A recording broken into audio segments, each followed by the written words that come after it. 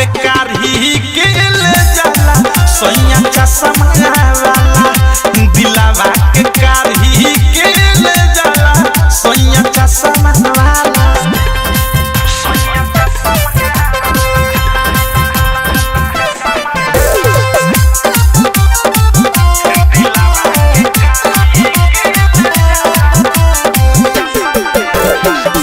देह बाटे हाथा काठा भरल बकुदा तहनियो कुसालन न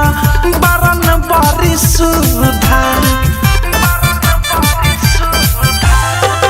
देह बाटे हाथा काठा भरल बकुदा तहनियो कुसालन न बरन बरी सुधा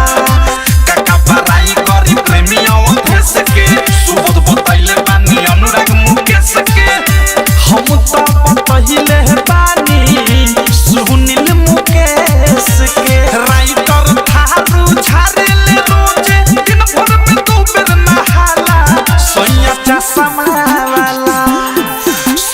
चश्मा वाला